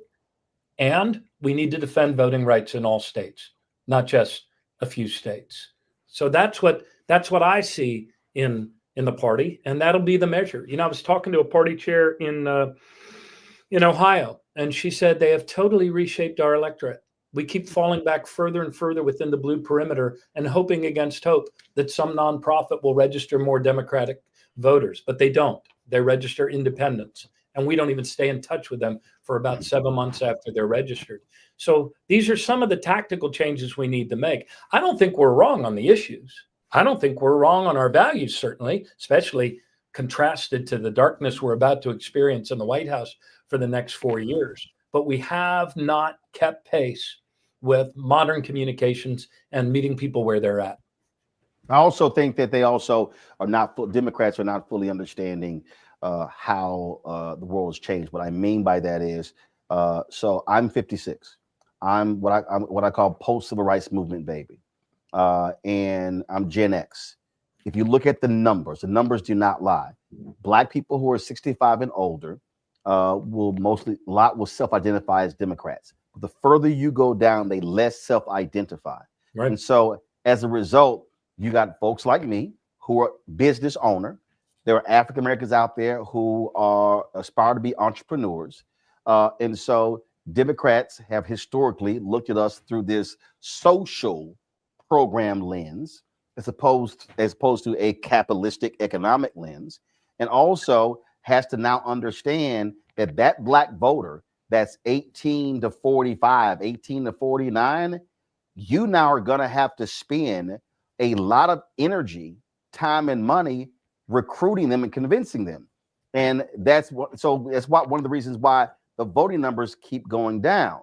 Also, because so that the worldview again has changed, and unfortunately, too many white, and I'm very specific, white strategists, white campaign managers, white pollsters, folks who control the money don't want to confront that. The last thing I got to ask you this would be 2020. You want to be the chair, but you also got to think in the future. Your blue wall is changing. The census in 2030, you're going to lose electoral votes in California, New York, Ohio, Wisconsin. The reality is you may have to replace some 12 electoral votes. You're probably going to lose that one blue electoral college vote in Nebraska because that Republican who stopped it, he's retiring. So North Carolina is going to be central. Georgia is going to be central. Mm-hmm. Do you have a specific Southern strategy to really build the Democratic Party in Southern states? Because if you lose 12 electoral college votes in these blue states right now, you're going to have to pick up the 16 in North Carolina in order to win the White House. So I'm curious about a specific Southern Democratic strategy. Well, every region's going to have a specific strategy. Every state has a specific strategy. I mean, states are where they're at, and then we have to realize that there are strategic wins that we can make. In terms of the South, I think that's our great opportunity. I mean, you look at the gains in North Carolina, you look at the gains in Georgia, but we have to get back in the business of registering people to vote. We have to have a brand that people want to run to. But I hate to interrupt you, but I want to say right there. But here's the fundamental issue: if the election is the end of a process, before I can get them to vote, I got to get them to register. Mm-hmm. Before I get them to register, I got to get them to understand why I need them to register. And I think what I think one of the problems that Democrats have is they focus on the registration and the voting part, but they ignore that narrative setting. This is what we have done, what we will do to impact your life, and why we are a better choice than not just the other person, but the biggest issue that you're going to face, that Vice President Kamala Harris faced, was the couch. They stayed at home. And I think that right there is having discussions on why you can't check out of a process. And once I think a person gets that, then they register. And then there's a whole process to get them to vote. But it's a whole thing before the registration even happens. Yeah, I don't disagree with you, except I wouldn't give our party credit for saying that we register people to vote. I think we've gotten out of that. We kind of fell back into the notion of doing get out the vote, and get out the vote and persuading the vote are two different things. And trying to do that in 107 days on cable television doesn't work. So we've got to find ways to be engaged all the way through the year. Republicans did this oftentimes in clever ways, oftentimes in performative ways, oftentimes in very real ways, like setting up help centers in Florida when people were relocating from Puerto Rico, and they would be helped in Republican centers and also helped to register to vote as Republicans. Everything you said is everything. I don't agree with anything that you've said, Roland. We think as Democrats sometimes that if we just say and, pound more facts into ears, that we're going to change hearts and minds. That's not how human beings work, think, live. It's about the story.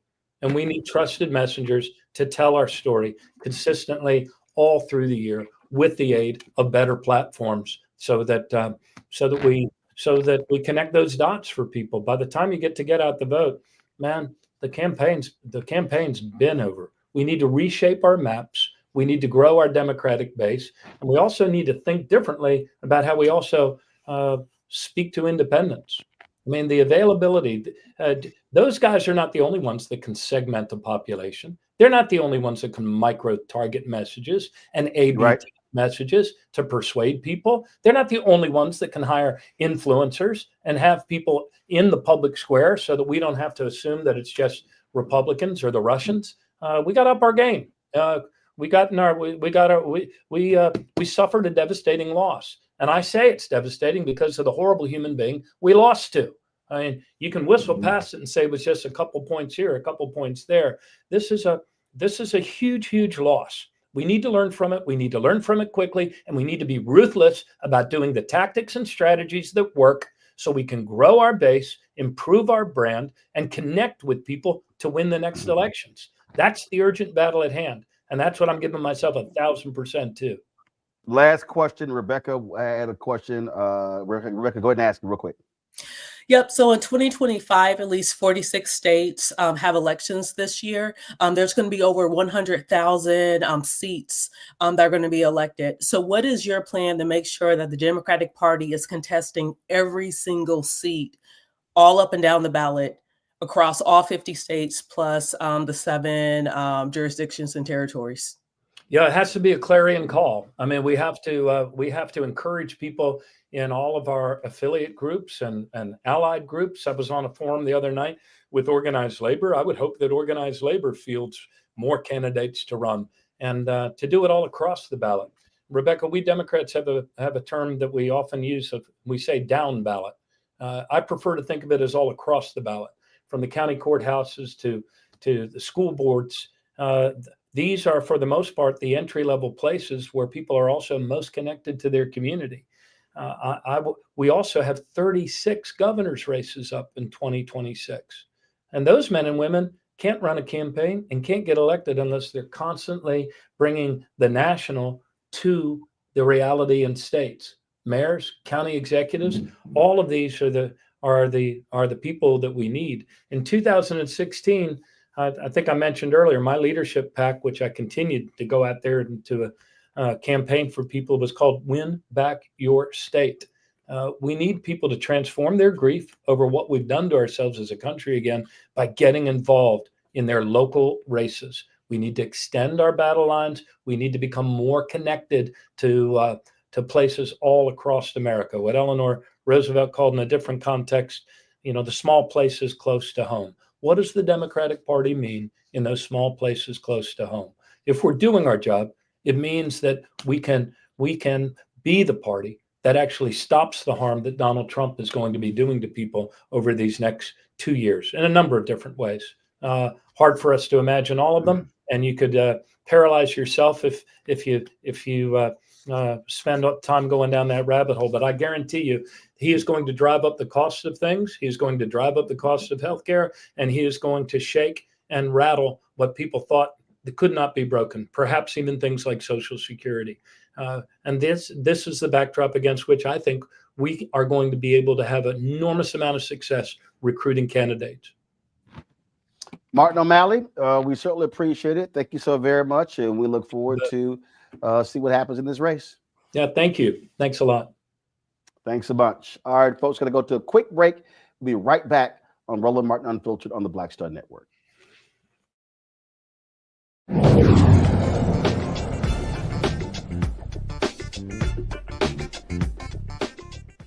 Hi, I'm Isaac Hayes III, founder and CEO of Fanbase. Fanbase is a free to download, free to use, next generation social media platform that allows anyone to have followers and subscribers on the same page. Fanbase was built through investment dollars from equity crowdfunding from the Jobs Act. People just like you helped build Fanbase, and we're looking for more people to help build Fanbase. We are currently raising $17 million in a Regulation A crowdfund on Start Engine. We've already crossed $2.1 million, but we're looking to raise more capital from people just like you that deserve the opportunity to invest in early stage startups without having to be accredited investors. So right now, I'd like you to go to startengine.com/fanbase and invest. The minimum to invest is $399. That gets you 60 shares of stock in Fanbase right now, today. And then use Fanbase to connect with friends, grow your audience, and be you without limits.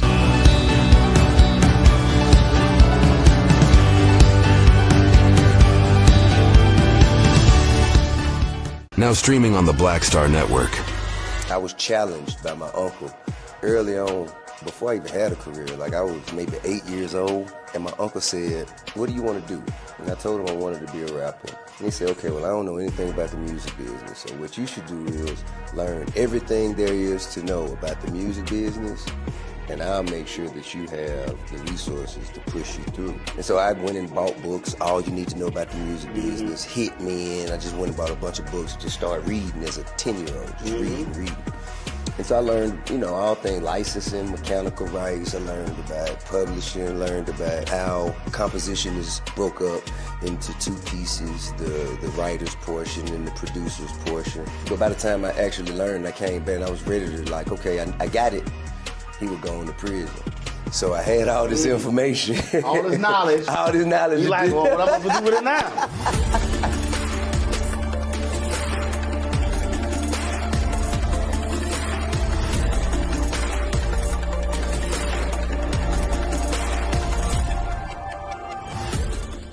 Now that Roland Martin is willing to give me the blueprint, hey, Cyrus, I need to go to Tyler Perry and get another blueprint because I need some green money. The only way I can do what I'm doing, I need to make some money. So you'll see me working with Roland. Matter of fact, it's the Roland Martin and Cheryl Underwood show. Well, should it be the Cheryl Underwood show and the Roland Martin show? Well, whatever show it's going to be good.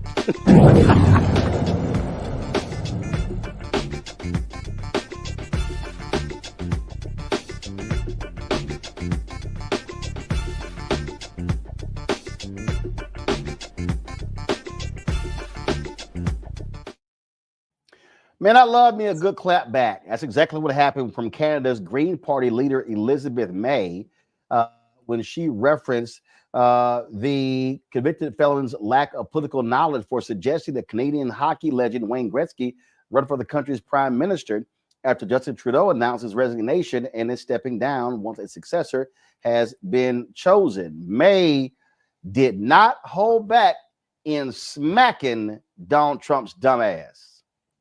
Also take offense, sorry, Mr. Trump, took offense to your idea that Pierre Poilievre wasn't good enough to lead the Conservatives. Wayne Gretzky, he's great. He is the great one.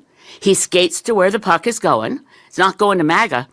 The puck is on a Canadian ice rink. And by the way, Mr. Trump, please, before making public pronouncements that Wayne Gretzky should run for prime minister, give yourself or get yourself a briefing on the nature of parliamentary democracy, a Westminster parliamentary system, and a constitutional monarchy where no one runs for prime minister. We have elections for members of parliament. We don't get to pick and choose among our billionaire friends for who gets a seat at the cabinet table. If they're not an elected member of parliament, well, Canadian system is different from that of the United States of America. I suggest that Mr. Trump find one of his grandchildren's school books and look at the year 1776, which may explain a few things to him about why our systems of government are different. I don't want to belittle Mr. Trump, but on the other hand, hey, Donald, have we got a deal for you? You think we want to be the 51st state? Nah, but maybe California would like to be the 11th province. How about it? California? Oregon? Washington? You've got geography in common with us. And not only that, we've already got a carbon trading system between California and Quebec.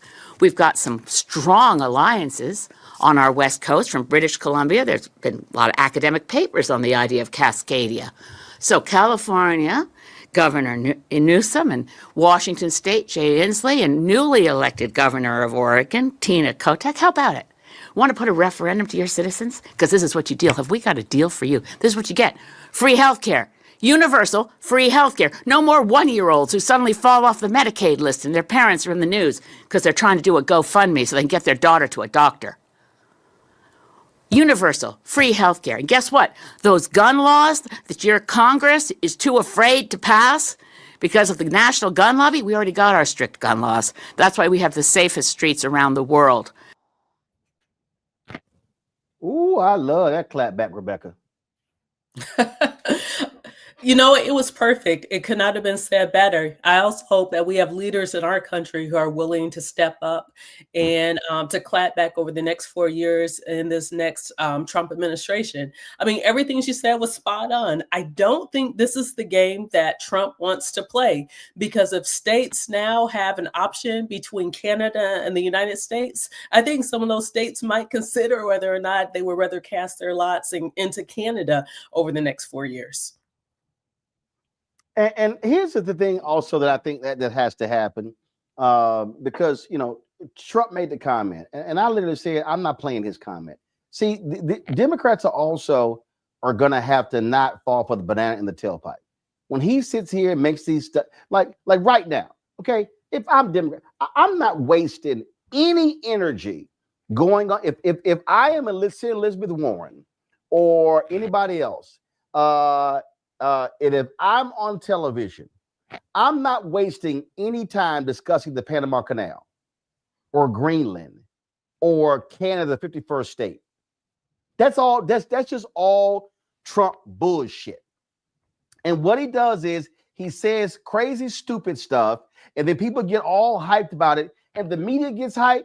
This is exactly what, if I'm a senator or a member of Congress, this is what I'm saying. That's stupid. What's your next question?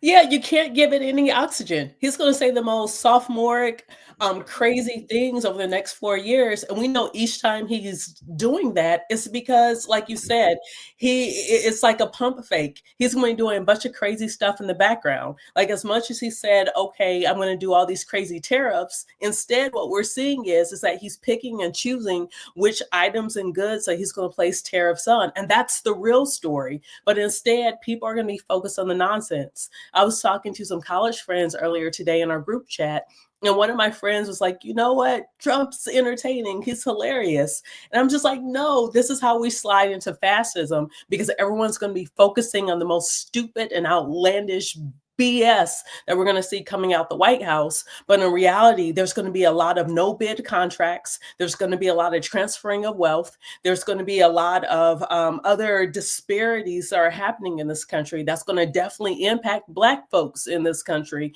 And those are the things that we're going to have to pay attention to. So I hope Senator Warren and other folks like that, instead, they're going to put their heads down and they're going to focus on how to stop his agenda in this new Congress. That's what they need to focus on. They need to take a page out of Virginia State Senator Lucas's book, where she was able to stop the governor of Virginia. She was able to stop She was able to stop, I think it was Monumental Sports, from going into Northern Virginia. She was able to stop it because she understood the rules. She knew not to the rules of the Virginia Senate. She knew not to spend time focusing on the press conferences and all the crazy stuff that the governor was doing. Instead, she got to work and she did the thing. And so we're going to need to see the opposition party to Donald Trump, doing that over the next 4 years.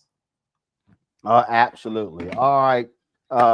This is, again, I just keep telling people, don't fall for the okie doke, because he's going to just say ignorant, stupid stuff. Real quick, let's do our Black and Missing, y'all.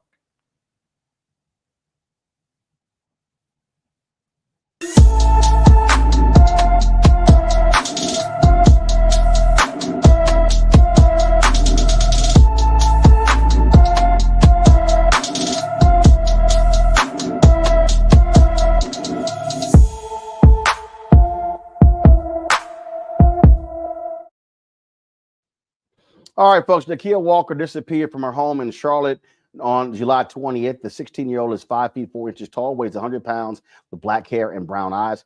Anyone with information about Nakia Walker should call the Charlotte Mecklenburg, North Carolina Police Department at 704-336-7600, 704-336-7600.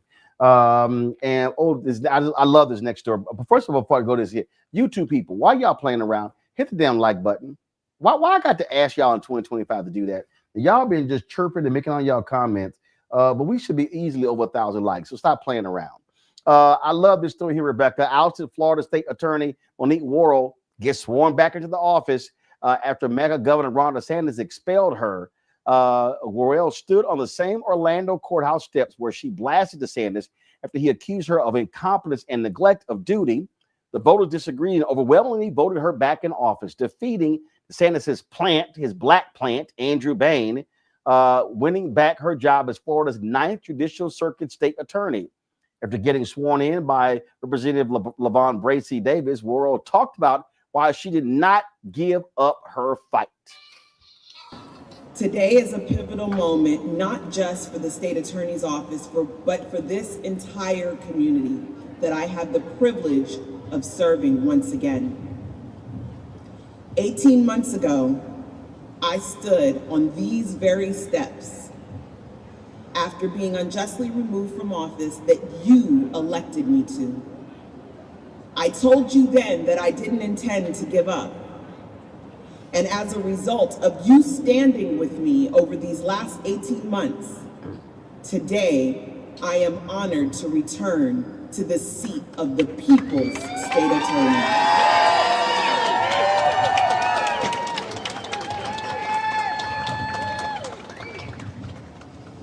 The last 4 years have been challenging at best. I faced obstacles that appeared to be insurmountable. The political attacks against me were relentless and vicious. The media was weaponized against me, pushing the false narrative of my incompetence, reporting on policies that didn't exist, focusing on crime committed by individuals with criminal histories that predated my time in office, creating the false impression that people could be prosecuted without sufficient evidence, or that the state attorney alone is responsible for case outcomes. There were people who I was sure I could depend on, disappeared when their presence mattered the most, and others who switched teams in the middle of the season. The campaign proved to be equally treacherous as my former political rivals joined forces with the new ones to slander my name, discredit my character, and destroy my reputation and the reputation of those associated with me. These attacks continue to this day. But harder than any of that was the sudden death of my father. Those who know me know that I'm a daddy's girl and that he was every bit of a girl dad. He was a pillar in my life, the fabric of my very being, much of the reason I am who I am today. We had an extremely close relationship, and his loss was devastating for me. After everything I've been through, standing before you as your duly re-elected state attorney reminds us of why we fight for the things that matter.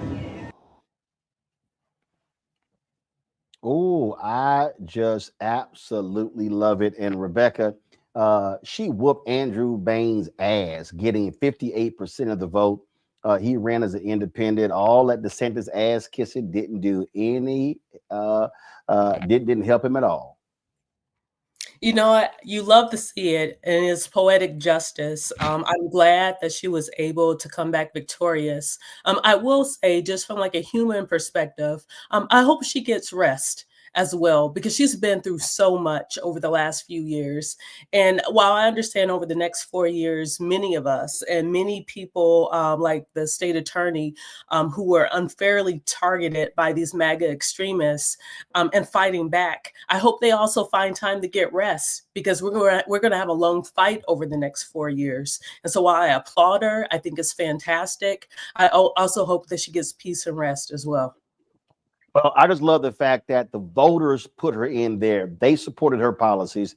DeSantis removes her, and the voters like, nah, we want her back. And so congratulations to Monique Worrell. I'm glad to see you back where you are supposed to be. So again, great job. And so, you know, just important. Folks, also, we had Don Scott on the show yesterday talking about, was it Monday? I can't remember. Talking about Virginia special elections. Well, guess what? Virginia Democrats retained their state house majority during Republican Governor Glenn Youngkin's last year in office. Tuesday's races were the first official elections in Virginia since November's presidential contest. Democrats have a 21-19 edge in the state Senate and a 51-49 edge in the House of Delegates, preserving their majorities in both chambers. The results, guess what? Yeah, Glenn Youngkin, he can't move his conservative agenda forward unless he goes through two black people, Louise Lucas in the Virginia Senate and Don Scott in the Virginia House. That's just one of the things that we have to understand, why power absolutely matters. And so people overlook these state races, but controlling these state houses, controlling, you heard Martin O'Malley talk about 36 governor's races. People fixate on the presidential race, Rebecca, but again, so much power at the state level, and folk better pay attention to that too. Yes, in 2025, there's over 100,000 seats that are on the ballot across 46 states.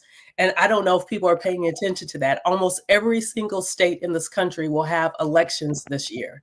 That's 100,000 seats where it's going to be mainly local and state races. That's going to have a great and tremendous impact. And so while all of us, many of us are concerned about what's going to happen in Washington, what's going to happen at the federal level, but more importantly, the things that are happening at the state and local level is going to have real world impact every single day. And if you want to make sure that your particular communities are doing what it needs to do to make sure that your businesses, your children, your family, where you pray, worship, where you live and work, it's these local races. And so, you know, it was interesting listening to Governor O'Malley talk about his vision for the Democratic Party. And that's fine. We know there's two major parties in this country, but bottom line for our communities, our Black communities across the country, we have to take our future into our own hands. We can't be reliant on a particular party, but that also means that many of us have to figure out the systems that we work in and figure out ways to run for office. If you see something that you want done in your local community, you're going to have to learn what it takes to qualify for the ballot and work with people around you and figure out how to qualify for the ballot and how to successfully run for office. We have to be the ones who show up, and we have to be our own heroes. We can't rely on the Democratic Party. That was very clear coming out of 2024, and we most certainly can't rely on the Republican Party moving forward. Absolutely. All right, Rebecca, I certainly appreciate it. Thanks a lot. Scott had some technical issues, and so that's why we left him a little bit earlier. So again, we appreciate it. Thanks a lot. Folks, don't forget, support the work that we do. Join our Bring the Funk fan club. Your donations are critical to our support. You can give multiple ways. Of course, you can give via Cash App, via the Stripe app. Cash App closed down our accounts. That's why you can't give to us direct. I know it's a lot easier, but the Stripe app still allows for you to give to us via Cash App. You see the QR code right there. Just simply point your camera to it. Or if you're listening to the podcast, then what you can do is go to blackstarnetwork.com to actually get the QR code. You can see your check and money order, P.O. Box 57196, Washington, D.C., 20037-0196. Of course, PayPal is R Martin Unfiltered. Venmo is RM Unfiltered. Zelle, Roland at RolandSMartin.com, Roland at RolandMartinUnfiltered.com. Download the Black Star Network app, folks. You can get our app right there on your phone or your pad, and you can watch us, have us on the go at all times. Or, of course, Apple phone, Android phone. You can also download us on your Apple TV, your Android TV, your Roku, Amazon Fire TV, Xbox One, Samsung Smart TV. See all of our amazing content, including our great interviews with Earth, Wind, and Fire and T.I. Also, of course, be sure to get my book, White Fear, How the Browning of America is Making White Folks Lose Their Minds, available at bookstores nationwide. Get the audio version, which I read on Audible, and be sure to get your gear. Now, here's the deal, y'all. I talked with the company. There were some issues with one of their distributors. That's why they've had some problems sending out merchandise. They're working through these issues, but trust me, we are on top of it. And so if you want to get our new gear, go ahead and put it back up. You want to get our new gear. Of course, our shirt, we tried the hashtag. We tried to tell you FAFO 2025 and don't blame me. I voted for the black woman. You can go to rolandmartin.creator-spring.com, or you can go to blackstarnetwork.com, rolandmartinunfiltered.com to get merchandise. Or if you just want to get merchandise with our show name or our network name on it, you can get all of that. All right, folks, that is it. I appreciate y'all joining us. We'll see y'all tomorrow right here on Roland Martin Unfiltered on the Black Star Network. Holla! Folks, Black Star Network is here. I'm real revolutionary right now. Support this man, Black Media. He makes sure that our stories are told. Thank you for being the voice of Black America, Roland. Stay black. I love y'all. All momentum we have now, we have to keep this going. The video looks phenomenal. See, there's a difference between Black Star Network and black-owned media and something like CNN. You can't be black-owned media and be scared. It's time to be smart. Bring your eyeballs home. You dig?